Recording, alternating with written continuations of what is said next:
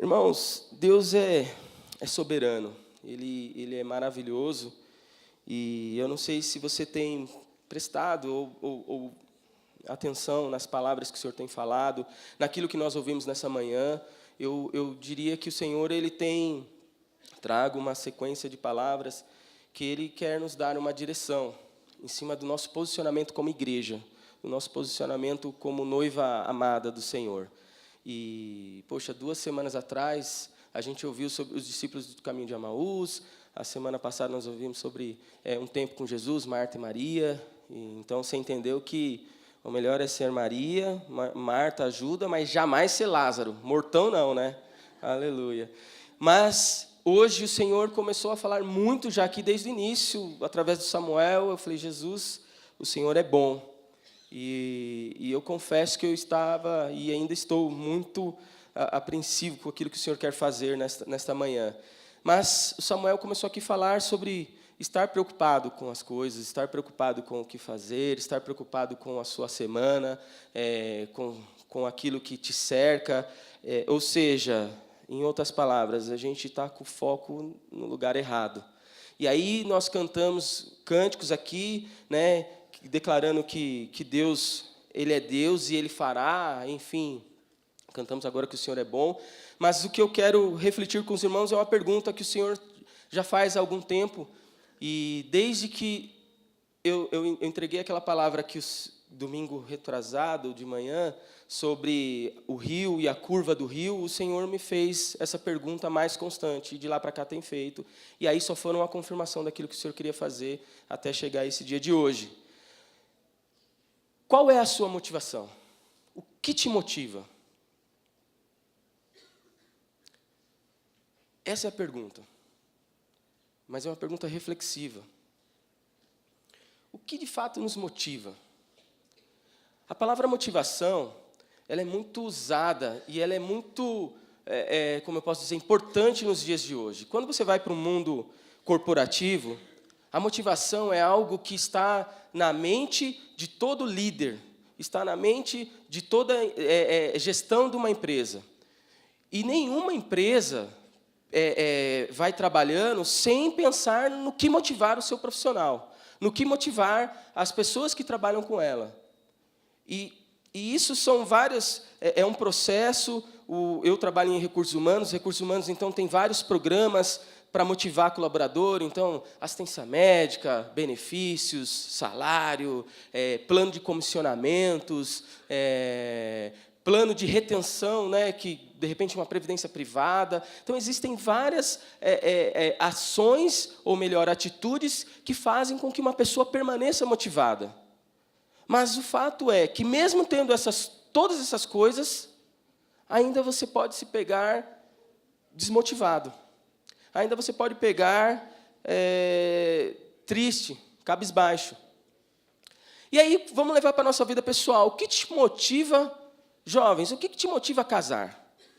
Qual é a sua motivação em fazer a corte com alguém? Qual é a sua motivação em conhecer alguém? De repente, a sua motivação, ela está... O que eu quero dizer com isso, irmãos, é que a motivação ela é algo tão primário e ela é tão essencial, porque a motivação errada ou a motivação distorcida vai nos frustrar. E aí eu quero ler um texto com os irmãos que está em Mateus 4, 18, 20, para a gente mergulhar nesse tema. Então, Mateus, capítulo 4, versículo 18, 20. Eu vou ler, e aí, Mateus é muito conhecido, é o primeiro evangelho, então vai ser fácil você achar aí, para a gente não perder muito tempo aqui. Mateus 4, 18, 20 diz assim: E Jesus, andando junto ao mar da Galileia, viu 2 irmãos, Simão, chamado Pedro, e André, seu irmão, os quais lançavam a rede ao mar, porque eram pescadores. E disse-lhes: Vinde após mim, e eu vos farei pescadores de homens. Então eles, deixando logo as redes, seguiram-no. O que levou Pedro e André a seguir Jesus? O que mexeu? Qual foi o start de eles seguirem Jesus? Talvez você pense, mas era Jesus, Deus, né? Mas nesse tempo, nesse exato momento, Jesus ainda não era conhecido. Jesus estava iniciando seu ministério. Jesus ainda não era um rabi famoso, conhecido. Os sinais e os prodígios ainda não haviam se manifestado. Ele estava simplesmente o quê? Recrutando os seus discípulos. E aí eu volto a dizer, o que nos motiva? Porque certamente a motivação é algo que vai ser o combustível, é algo que vai nos trazer a um caminho correto. Então, nesse período aqui, eu quero refletir sobre isso, porque certamente o Senhor quer nos trazer a motivação correta. O Senhor, Ele como Senhor de todas as coisas, também quer que eu e você estejamos com o foco correto, com as ações corretas. Então, a motivação, ela pode tanto nos fazer parar, como deixar crescer, como nos fazer estagnar, deixar de desenvolver. Se ela não estiver correta, irmãos, é complicado. E a gente vê no capítulo 6 do livro de João, que Jesus estava no sermão lá, e ele tinha prazer, ele estava pregando o sermão, e ele alimentava as pessoas, fazia muitos sinais, muitos prodígios, as pessoas seguiam ele, as pessoas estavam atrás dele, havia uma grande multidão ali, né? Esse texto aqui que eu do capítulo 6 retrata ali o sermão da montanha ali, né, depois da multiplicação dos pães e peixes. Então Jesus, ele sempre se compadecia daquelas pessoas, né? E ele sempre que ele tinha a oportunidade, ele alimentava as pessoas. Ele trazia, ele fazia, ele atendia as necessidades. Mas eu quero ler um texto dentro do capítulo de João 6, 26, com você. E aí eu vou esperar você abrir a sua Bíblia. João 6, 26.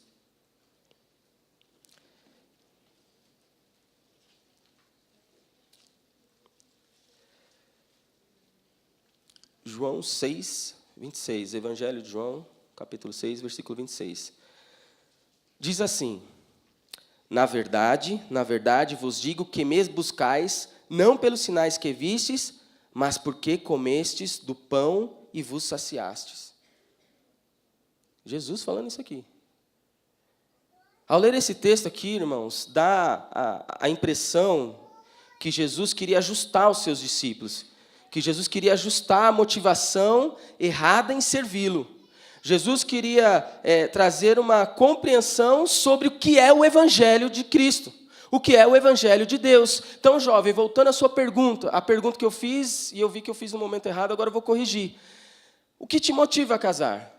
Porque se você tiver com a motivação, porque ela é bonita ou ele é bonito, eu vou perguntar aos mais velhos aqui. Tá certo essa motivação aí, terceira e melhor idade? A melhor idade.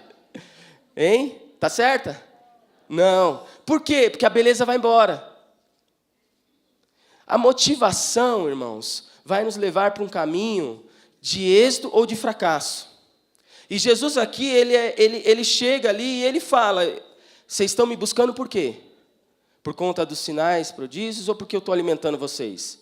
Jesus, ele sempre estava apertado pela multidão. A multidão seguia Jesus. Então, hoje, eu diria para você que é o tempo que o Senhor quer ajustar a nossa motivação em servi-lo no reino, em andar com Cristo, em conhecer a Cristo, em ser igreja, em perceber o que verdadeiramente vai trazer valor.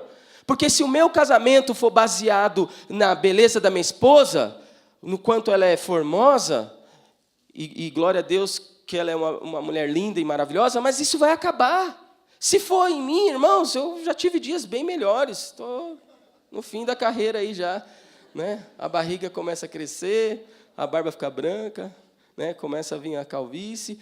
Mas é isso que o Senhor quer fazer. O que está te motivando? O que te motiva?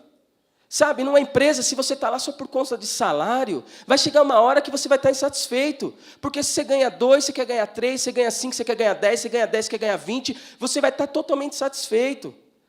A motivação errada, meus queridos, vai trazer frustração. Você vai ficar de onde eu sou, para onde eu vou e quem eu sou. Você vai ficar perdido aqui na igreja do Senhor, sem saber o que deve fazer. Aí a motivação errada, você vai parar de falar com o líder, porque ele chegou para você e falou, você não trouxe o lanche, você faltou, quando ele te confrontar, e aí você vai parar, por quê? Porque sua motivação está errada. A motivação em fazer as coisas como nós ouvimos é importante, mas se for o fim somente nelas, ela vai ser frustrante. Ela vai te paralisar, porque nós somos pessoas falhas. Nosso relacionamento é esse relacionamento de amor e ódio, de estar bem e não estar bem. Então, o Senhor, Ele quer ajustar em mim, em você, qual é a real motivação que deve queimar no seu coração e no meu coração. Os discípulos, por terem a motivação errada, porque eles achavam que Jesus era o Salvador, mas um Salvador humano que ia tomar o governo de Roma, que ia libertar, que ia trazer uma religião, enquanto eles não tiveram a real percepção de quem era Jesus e não tiveram a real motivação do coração deles alinhada com Deus, eles pararam. Porque até a hora que Jesus morreu, o que aconteceu? Cada um voltou a fazer o que fazia. Por quê? Porque estavam equivocados e andaram 3 anos. E quando nós vemos Jesus com os seus discípulos, em todo tempo ele fala do propósito, em todo tempo ele quer mostrar a real motivação dele, a real motivação de andar com Cristo, de viver com Cristo, de se multiplicar numa igreja, 2. Qual é a real motivação? Se você traz as pessoas para um prédio, para a célula, com qual motivação? Para cumprir um protocolo? Porque o líder falou, gente, a gente está aqui, só os mesmos problemas, só as mesmas pessoas, e não vem nada diferente aqui, nós precisamos alcançar as pessoas. E aí você pega e convida alguém, chega lá e faz igual um caminhão de terra, vira assim, e está aqui, eu trouxe. Cuida aí, se vira aí. Amados, o Senhor quer despertar uma igreja forte e prevalecente. O Senhor quer trazer para mim a real motivação. Por quê? Porque quando eu não tiver o que comer, quando eu não tiver o que beber, quando eu estiver morrendo, quando eu tiver o caos ao meu redor, ainda assim eu vou glorificar o nome dEle. Ainda assim eu vou servir Ele. Ainda assim eu vou ser dizimista. Ainda assim eu vou ser ofertante.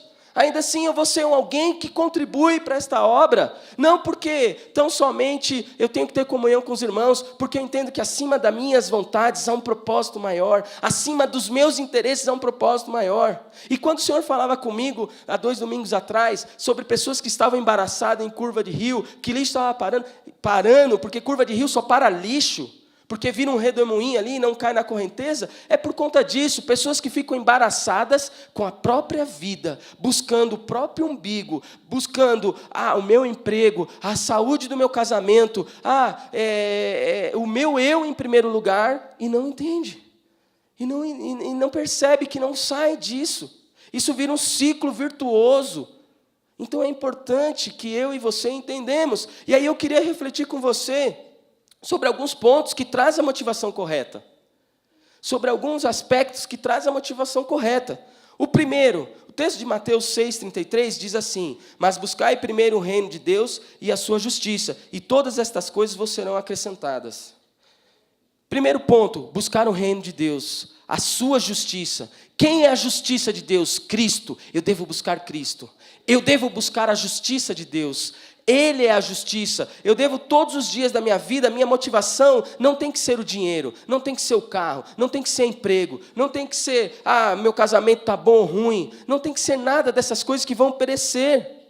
Eu tenho amigos, não tenho, a minha motivação não tem que ser essa. A minha motivação tem que ser estar com Cristo, buscar a Cristo, ser como Cristo é. Sabe, essa deve ser a sua e a minha motivação. Sabe por quê? Volto a dizer, hoje você está empregado, amanhã você está desempregado, hoje você está ganhando bem, amanhã você está... A vida é uma montanha russa de altos e baixos. E se sua motivação está errada, você vai estar igual a esse carrinho. Quando você está subindo, que você...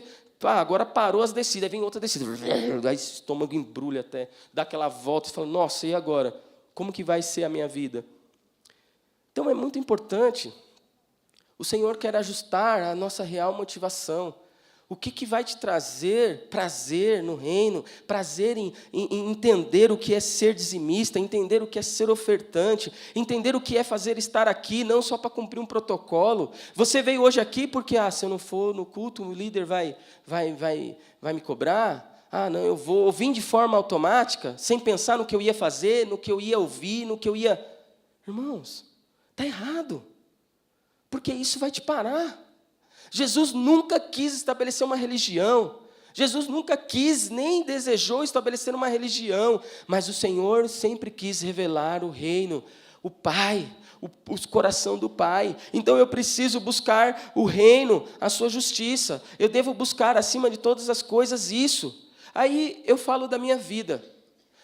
Quando eu me converti, e é de verdade, a maioria das pessoas, quando vem para Cristo, vem por conta do comer, do beber, do vestir. Isso é um processo natural. Deus, Ele faz isso mesmo. Ele é galardoador daqueles que o buscam e não economiza. Mas o fim ser somente isso é pobre demais. É pequeno demais. Você não tem experiência de cuidar de alguém, de expulsar um demônio, de falar de Jesus para alguém que está morrendo.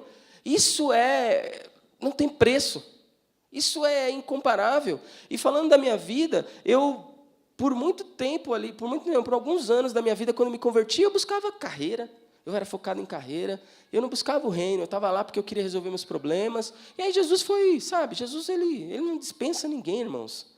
Mas, de verdade, Ele não quer a gente andando com Ele como multidão, que só pede, que só consome Ele, tchau. Até porque eu acho que é muito pobre viver dessa forma. É muito pobre. A riqueza de andar com Cristo não é o carro, a casa, o casamento estabilizado que você tem. É o que Maria tinha. Ficar aos pés de Jesus, sentir Ele, ter prazer com Ele. Sabe, o que mais me tocou quando a gente ouviu aquela palavra de Maria, é que Maria, ela estava ali, ela sempre buscava adorar o Senhor, independente daquilo que ela estava vivendo, a circunstância. O meu irmão morreu, mas ia lá, chorava Jesus. Jesus está lá na casa dela, ia lá e entregava tudo para Ele. E aí, é lógico, pessoas assim vão ter respostas diferentes de Jesus, não tenha dúvida. Se eu e você tivermos assim, você vai ter resposta diferente. Então, nós precisamos ajustar e buscar o reino e a sua justiça. Por que você quer um emprego? Só para você pagar suas contas? Só para você pôr em dia as suas contas? Ou está errada a motivação. O dia que eu entendi, irmãos, que eu ter um emprego era consequência da minha atitude de reino no trabalho, mudou. Eu não busquei mais carreira, e até hoje as coisas vão acontecendo, e vem promoção, e vem proposta, e eu falo, eu não tenho nem objetivo mais disso, eu nem quero mais isso, eu não vou... Para que ganhar muito dinheiro? Eu não vou comprar um sítio, eu não vou guardar debaixo do colchão, entendeu? Não tem, por quê? Porque a minha vida não é mais para esse tipo de vida, não é para mais ser gasta nisso. A minha vida é para buscar o reino, a justiça. E quanto mais eu conheço Jesus, mais eu quero. Quanto mais perto dele estou, mais eu tenho necessidade de estar. E se você entrar com essa ação na sua vida, buscar o reino de Deus, acima disso, irmão, você vai ver que poderoso. Davi, para mim, é um exemplo de homem que buscava o Deus, a presença de Deus. Porque ele não conhecia Cristo, Cristo veio depois de Davi. Mas Davi, ele era tão apaixonado por Deus, que ele queria construir uma casa para Deus. Só que Deus não é preso em estrutura humana. E aí, com o tempo, depois ele percebe, né? Ou melhor, a gente percebe hoje, né, que Cristo ele habita em nós. Então, Davi, o tempo inteiro, ele se preocupava com a presença. Eu não vejo nenhum texto, vocês me corrigem se eu estiver vendo errado, mas eu não vejo nenhum texto da palavra do Senhor que diz que Davi estava interessado no trono, nas riquezas, nos bens do reino, no poder que o rei tem. Nada, nada. Davi começa lá cuidando das ovelhas, lá escondido, sem ninguém ver, matando o leão, o urso, sem ninguém ver. E tocava a sua harpa lá, de prazer ao Senhor. Eu fico imaginando as tardes que Davi tinha com o Senhor, os dias que Davi tinha. Essa era a motivação de Davi, buscar o reino. Quando Davi chega lá e ele vê aquele filisteu zombando do Deus Altíssimo, qual é a posição dele? O quê? Esse incircunciso, zombando do Deus Altíssimo, um menino, um garoto que ninguém deu nada para ele, ainda ficaram tirando barato dele. O próprio Golias, quando viu ele, falou, vocês estão me zoando, né? E aí, irmãos, Davi, ele se incomodava com o reino, ele se incomodava com a presença, ele queria a presença, ele buscava a presença, e buscar o reino de Deus e sua justiça deve ser algo, na minha e na sua vida, primordial. Se não for, a motivação está errada. Se não for, você vai parar, você vai sair dessa igreja, vai para outra, você vai sair de outra. Quantas vezes, se você conversar com quem muda de igreja de mês em mês, de ano em ano, não sei nem te dizer os tempos, é a motivação errada. Ah, o pastor falou algo que eu não gostei. Ué, vai ouvir de Jesus então. O que ele falava? Porque Jesus, irmãos, é que a gente lê o texto e a gente tem a figura de Jesus sempre mansinho. A única parte que a gente percebe que Jesus dá uma extrapolada é lá no templo, que ele sai chutando tudo, né? Mas ouvir algumas respostas de Jesus é confrontador. E aí o seu líder faz algo com você e você, né, não vou sair dessa igreja. Irmãos, você vai frustrar, irmão. É tempo de a gente ter a nossa motivação ajustada. É tempo de a gente entender o que o Senhor quer. Porque nós temos uma geração para conquistar. Nós temos um bastão para pastar. E aí, se eu e você ficarmos perdidos no embaraço da nossa vida, dos problemas da nossa vida, é isso que vai acontecer. Nós estamos aqui festejando, nós vamos abrir 2 novas igrejas em Indaiatuba, Itaquera. E aí, cadê os irmãos na motivação? Por que você não está motivado? Você não faz parte disso? Amém. Aleluia! Então tem que estar. Se você não tiver, aí depois é fácil, né? Vamos chegar lá, os cultos lá em Indaiatuba grande, Itaquera grande, vamos lá ver os irmãos, está tudo pronto. Participe de algo que vai tocar a eternidade. Foque na eternidade. Segundo ponto, o propósito está acima das minhas necessidades. Eu posso ter todas as necessidades, mas o propósito tem que estar acima. E aí eu queria pensar com você a história de José do Egito. Um homem de uma família grande, numerosa, que foi vendido pelos irmãos, que foi como escravo, depois ficou lá na prisão, Deus levou ele a ser o melhor ali na prisão, a administrar tudo, tirou ele da prisão, por conta de erros, eu vou resumir bem aqui, ele voltou para a prisão, erros não, falsas calúnias dele, ele voltou para a prisão, e aí a Bíblia diz um versículo que é enfático, diz que Deus era com José. E Deus era com alguém que está na prisão? Deus é alguém que é vendido pelos irmãos? E aí você fica, mas talvez nós aqui não, mas muitas pessoas ficam, mas se Deus existe, por que tem fome? Por que morre? Por que nasce criança com doença? Por quê? Por quê? Por quê? Deus era com José, mas Deus estava forjando José, e eu não vejo nenhuma parte do texto da Bíblia José focado, chorando, porque os irmãos largaram, porque os irmãos venderam, porque ele foi injustiçado. Não. José era o melhor em tudo. Então, se você hoje está com o Senhor, seja o melhor, seja ali focado, né, acima das suas necessidades. Puxa, o salário que eu ganho é tão pouco, e eu sou, sei lá, um faxineiro onde eu trabalho. Seja o melhor faxineiro, seja o líder dos faxineiros. Porque o Senhor chama nós para sermos influenciadores. O Senhor chama nós não para dar um bom salário. O salário é a sequência da minha vida no reino, da minha posição no reino, da minha identidade no reino. Então, as minhas necessidades, conta, água e luz, elas não devem ser acima daquilo que o Senhor tem para mim. E é duro ouvir isso, irmãos. Essa palavra é uma palavra dura, mas é uma palavra que vai te fazer forte, é uma palavra que vai te ajustar e vai te fazer manter o foco certo. Você não vai abandonar o casamento na primeira briga, você não vai largar o emprego na primeira vez que seu chefe te busca, te calunia ou faz alguma injustiça com você. Você não vai deixar de ser fiel ao Senhor nos seus compromissos por conta dos problemas que te cercam. Se o propósito do Senhor estiver acima, irmãos, é isso que vai me manter, é isso que vai te manter. José do Egito, ele tinha um sonho, e aquele sonho alimentava ele. E a Bíblia não deixa isso claro, mas para mim as atitudes dele, o silêncio dele, o entender tudo que o Senhor estava fazendo, responde que ele tinha a clareza do propósito do Senhor. Aliás, o pai tinha, os irmãos tinham, porque falava, a gente vai se curvar para você, você vai ser rei. Como é importante eu e você estarmos com a motivação correta. Porque a motivação correta, ela vai nos levar rumo cada vez mais, independente das circunstâncias. Essa foi uma palavra que o Samuel colocou aqui. Independente da circunstância. E eu volto a dizer, irmãos, essas coisas são todas passageiras. Então, o propósito de Deus é o segundo, tem que estar acima das minhas necessidades. E se Ele não estiver acima das minhas necessidades, vai ser difícil. Eu estava compartilhando com um irmão que ele tem dificuldade de entender sobre dízimo. E aí eu falei, irmão, o que eu posso fazer é orar por você, porque o Senhor tem que te dar revelação.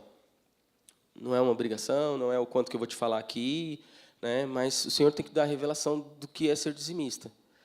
E aí ele começou, aí um dia a gente foi conversar, e ele pegou e falou assim, não, eu agora entendi, eu estou fazendo um serviço aqui, e aí a hora que... Aí ele foi, eu recebi, mas quando eu vou receber o outro, eu vou tirar o dízimo do outro. Eu falei, você não entendeu, irmão. Não é assim.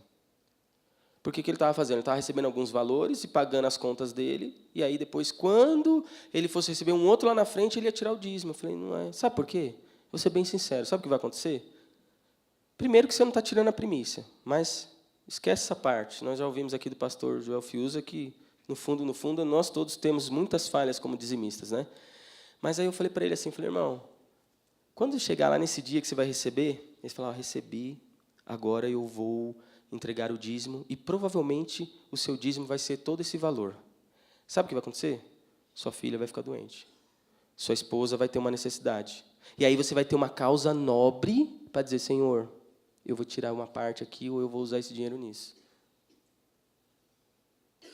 E aí, a motivação está errada, não entendeu. Não é uma obrigação. O propósito de Deus tem que estar acima disso. E aí eu coloquei o propósito abaixo, a minha necessidade veio. Certamente, irmãos, o que nós estamos compartilhando aqui é algo confrontador, mas é algo transformador para mim e para você. Terceiro ponto é saber quem realmente é Jesus. Né? Mateus 16:13 é um diálogo de Jesus com os seus discípulos. Ele diz assim, chegando Jesus às partes de Cesareia de Filipe, interrogou os seus discípulos, dizendo, quem dizes o homem ser o filho do homem? E eles disseram, uns João Batista, outros Elias e outros Jeremias, ou um dos profetas. Disse-lhes ele, e vós, quem dizeis que eu sou? Simão Pedro respondendo disse, tu és o Cristo, o Filho do Deus vivo. Eu e você precisamos conhecer Jesus, saber quem realmente é Jesus. Enquanto eu não tiver essa nítida realidade em mim, estampada, gravada como uma tatuagem no meu coração, eu ainda vou estar em dúvida. És o meu Deus e farás, mais além do que eu posso imaginar. Mas aí o emprego não veio, meu marido não parou de beber, minha esposa continua me pentelhando, meu filho vai mal na escola, e assim vai, e aí eu não entendo. Por quê? Porque o farás, Jesus não farás mais não, porque eu preciso conhecer. E aqui os discípulos tiveram ali Pedro, e aí depois Jesus fala, bem-aventurados tu, Pedro, porque não foi a carne e o sangue que te revelaste, mas o Espírito. O Espírito precisa cada dia mais revelar a mim e a você quem é Cristo. Ele é o Filho do Deus vivo. Ele é o Cordeiro de Deus que morreu por mim e por você, mas hoje Ele está vivo. Ele tem ouvido e ouve, Ele tem olho e vê, Ele tem boca e fala. Ele continua operando em meu e em seu favor. Quando eu e você entendermos isso, quando eu e você, deixarmos, mas Jesus, o irmão ali sente não sei o quê, o outro ali... Vai você, irmão, ter sua experiência com Jesus. Jesus não faz acepção de pessoas. Pelo contrário, Ele quer ter relacionamento íntimo comigo, com você. Então, eu e você precisamos, de fato, não achar que Jesus... Se alguém perguntar para você quem é Jesus, e aí qual seria a sua resposta? Como que você ficaria parado, pensando? O que você responderia? Pedro aqui respondeu, tu és o Cristo, o Filho de Deus vivo. Jesus, o tempo inteiro, Ele quer se revelar e Ele quer motivar os seus discípulos ao propósito correto. Ele quer dar a direção correta. O tempo inteiro, irmãos. Se você lê as Escrituras, o tempo inteiro Jesus foca nisso. E aí Ele quer fazer comigo, com você hoje, a mesma coisa. E vai continuar fazendo até que você entenda que a motivação errada vai te parar. Se você não entender quem é Jesus, se você não perceber que Ele é o próprio Deus, que Ele morreu e ressuscitou, que você já é perdoado, que você é filho amado, que o Senhor quer transformar a sua vida, não aceite ser como você é, irmãos. A coisa pior da face da terra é você estar em comunidade com uma igreja e continuar da mesma forma, vivendo a mesma vida, com os mesmos objetivos. O Senhor nos trouxe das trevas para a luz e eu parece que continuo com foco errado. Não há mudança de comportamento, mudança de falar, mudança de vestir, mudança de olhar, porque em primeiro lugar é a minha aparência, em primeiro lugar é o modo que eu me visto. Irmãos, larga disso. Em primeiro lugar é o Senhor. O que o Senhor acha de mim, Deus, com essa barba aqui? O que o Senhor acha de mim, do jeito que eu estou vestido? Eu quero ser como Ele é. Irmãos, eu era tão preconceituoso com igreja, e quando eu me converti, a coisa que eu menos quero é ser religioso. A coisa que eu menos quero é ficar aqui, batendo um protocolo, ficar sentado no banco e só comendo e engordando. Jesus está vivo. E a coisa que eu falei há 15 anos atrás, Senhor, o Senhor está vivo, eu quero ter uma vida assim, diferente com o Senhor. Eu não quero viver da mesma forma. E Jesus foi mudando a minha vida. Por quê? Porque eu entendi quem realmente Ele é. Eu entendi quem realmente Jesus é. Ele não é um homem bonzinho, Ele não é um profeta. Ele é o Filho do Deus Altíssimo, Ele é o próprio Deus. Ele habita em mim, Ele quer me transformar à imagem e à semelhança dEle. Eu vou ser perfeito como Ele é perfeito. Irmãos, isso tem que ser a nossa motivação. Isso tem que ser o meu estilo de vida, o seu estilo de vida. O outro ponto que emenda com esse é se alimentar de Jesus. João 6,57 diz assim: assim como o Pai que vive me enviou e eu vivo pelo Pai, assim quem de mim se alimenta também viverá por mim. Ué, você está andando com Jesus? O que ele falou aqui? Quem se alimenta de mim viverá por mim. Não é pelo governo, não é pelo seu trabalho, não é pelo curso que você fez, não é pela sua capacidade. Se você anda com Jesus, você vai se alimentar dele, vai viver dele, por ele. E como é difícil, irmãos, viver por ele. Porque isso ativa a minha fé. Isso ativa os pontos que a gente falou aqui. Saber quem realmente Ele é. Porque se eu realmente sei quem Ele é, eu não vou duvidar do que Ele vai fazer. Eu não vou ter medo de entregar. E eu preciso avançar nisso. Você precisa avançar nisso.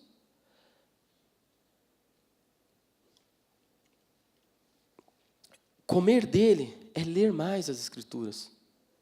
Comer dele é participar dos cursos da igreja.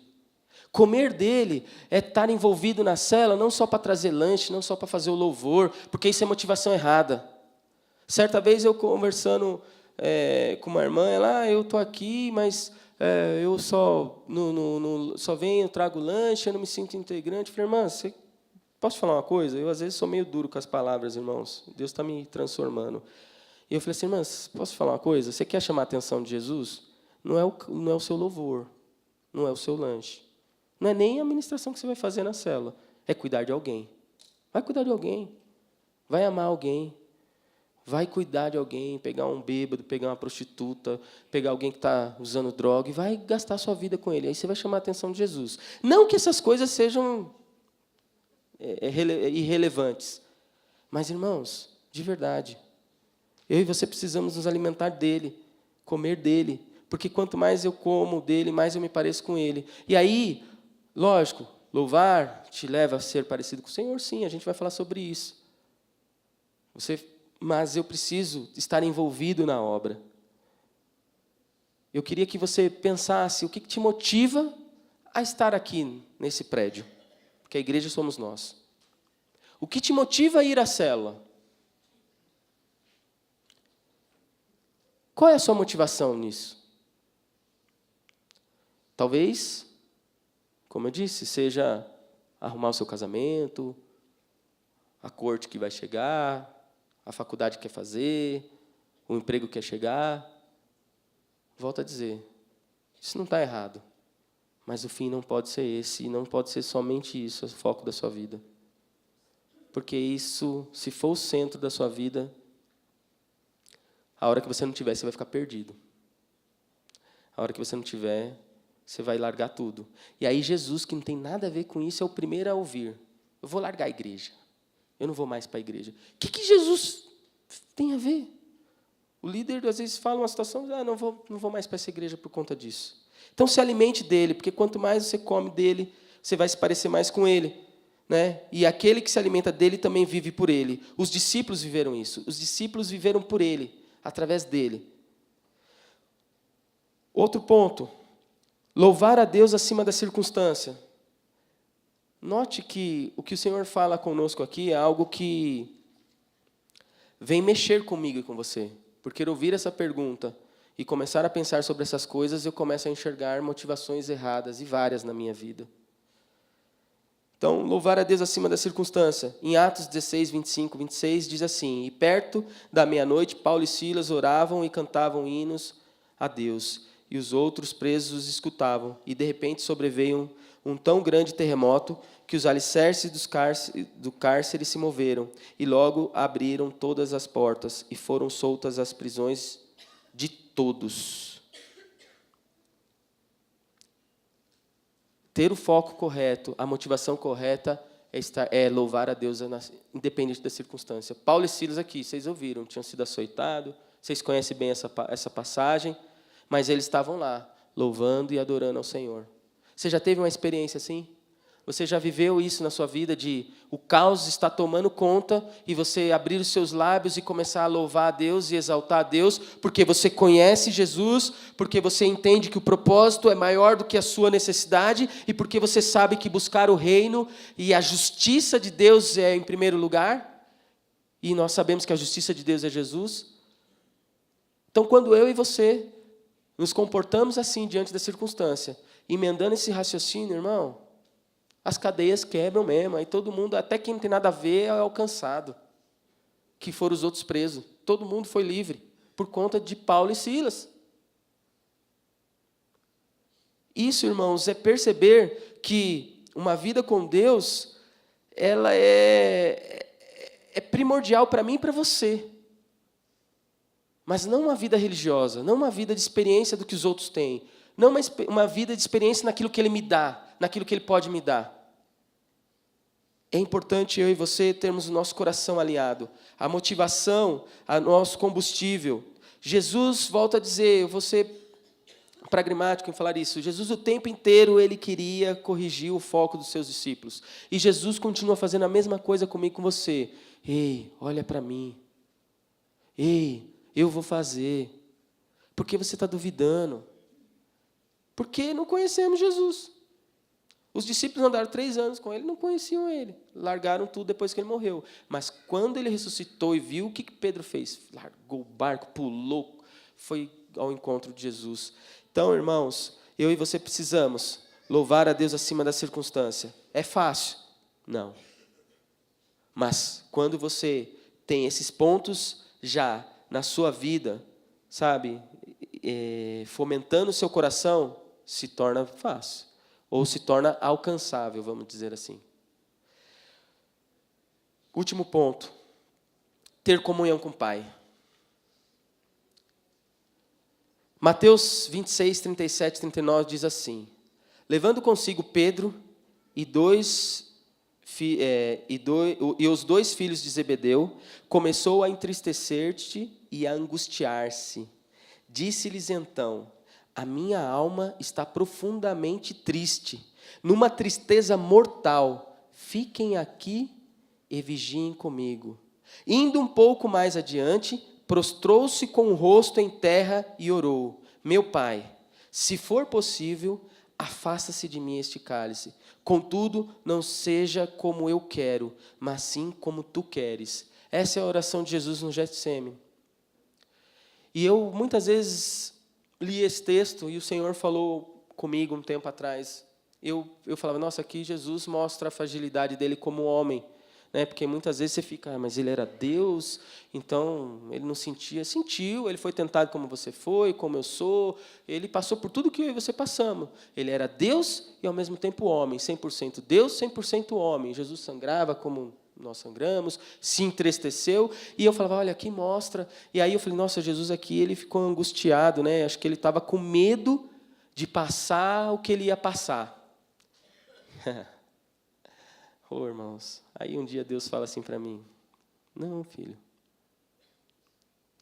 a maior angústia de Jesus naquele momento era porque ele ia perder a comunhão com o Pai na cruz do Calvário. A maior angústia, e ele nunca, de eternidade em eternidade, Jesus nunca soube o que é ficar longe do Pai. Mas na cruz do Calvário, no momento em que ele é crucificado, ali, por conta do meu e do seu pecado, ele perdeu a comunhão com o Pai. Então, ter comunhão com Deus, ter comunhão com Jesus, deve ser algo primordial na minha e na sua vida. E Jesus falava para mim, eu estava angustiado, porque eu ia perder a comunhão com o Pai, e eu não sei o que é isso. Eu não sabia o que era isso. Não foi, para Jesus não foi. Aí ele me andava e falava no meu coração assim, para mim não foi fácil largar o céu para vir à terra e viver aqui, pobre. Porque lá no céu ele tinha tudo. Poder, tudo. Isso não foi o mais difícil. Isso foi fácil. O difícil foi pensar em perder a comunhão com o Pai. E você? Você tem desejo de ter comunhão com o Pai?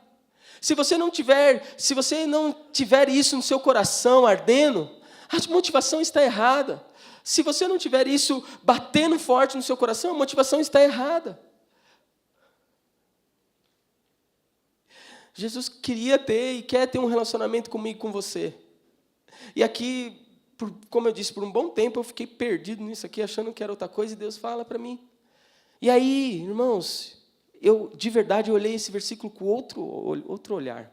Falei, Jesus, você realmente estava desesperado, porque a Bíblia relata que ele suou gotas de sangue, porque ali, tudo que ele ia passar, ele já sabia. Mas a maior dureza, o maior desafio para ele era perder a comunhão com o Pai. E eu e você, às vezes, não damos importância para isso. Porque se dessemos importância, nós iríamos vigiar mais com o nosso comportamento, com a nossa atitude, com o nosso estilo de vida. E aí eu ia falar, não, esse Jesus não gosta, então não vou fazer, não. Jesus espera isso de mim, então eu vou fazer.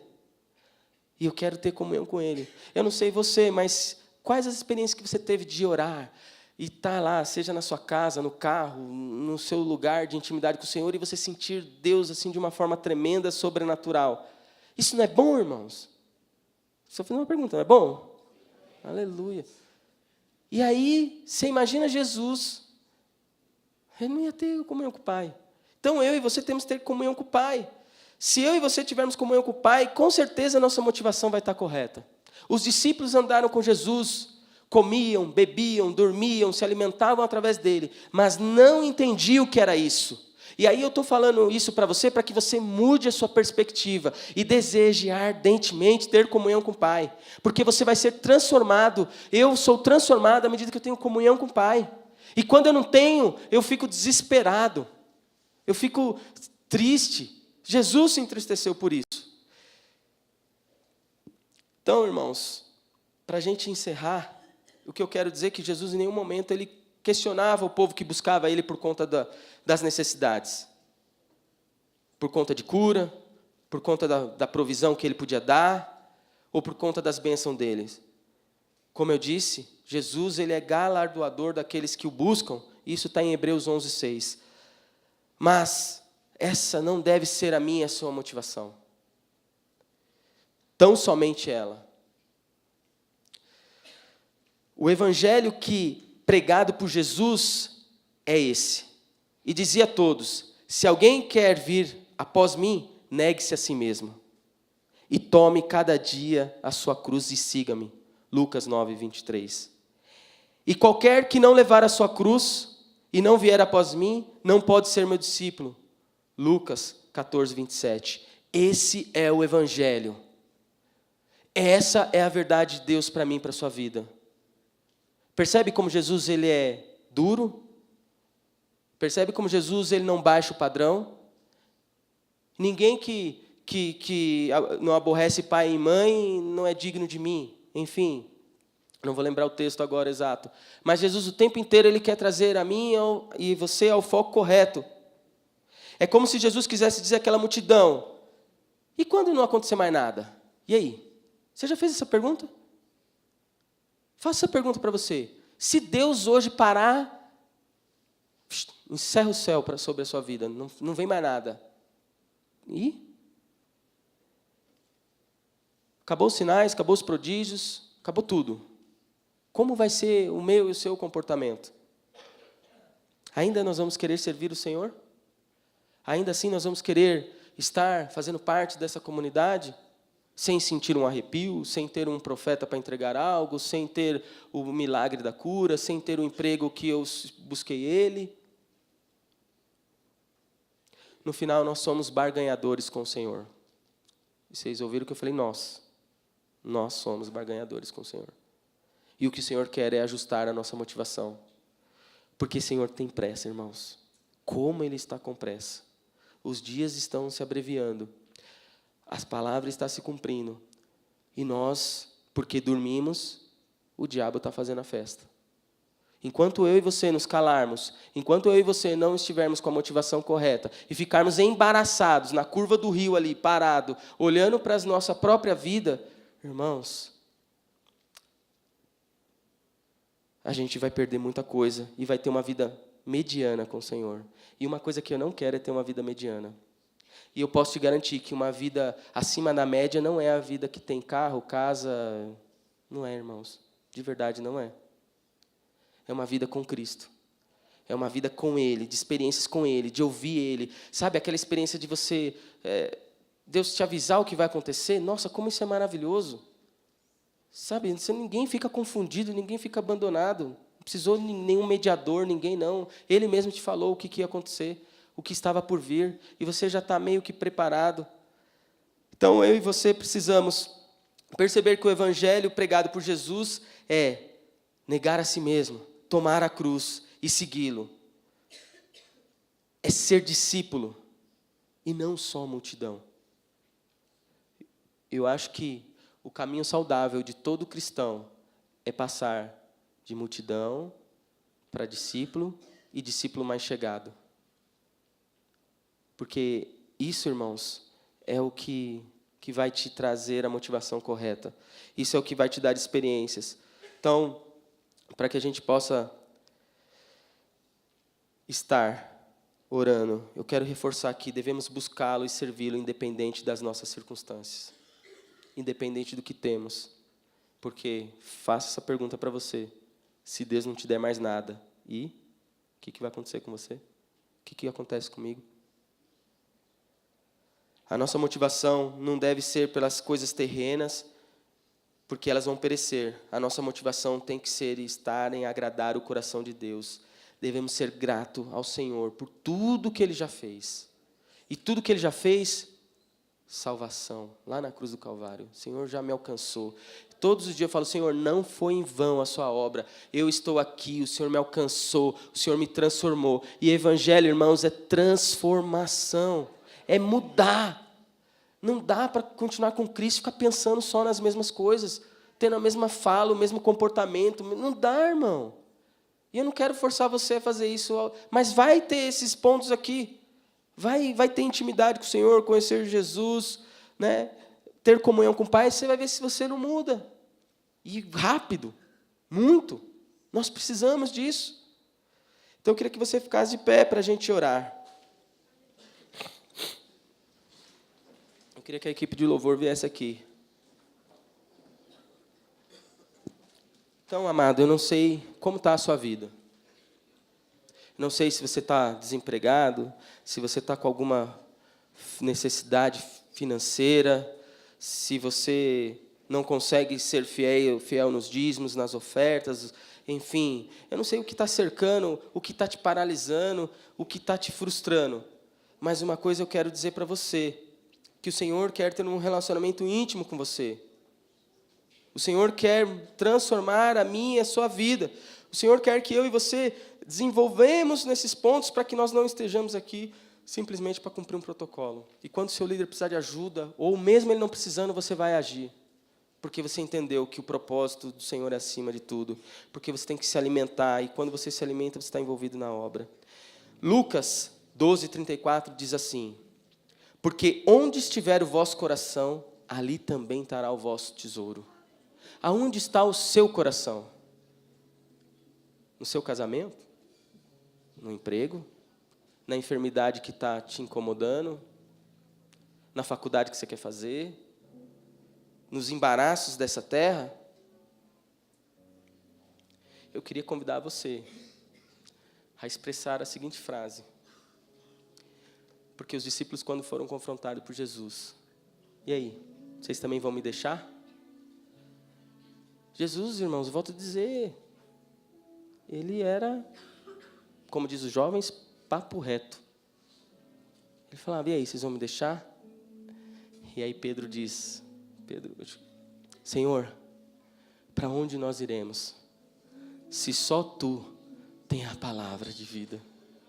Eu queria convidar você a fazer essa declaração ao Senhor. Senhor, para onde eu irei?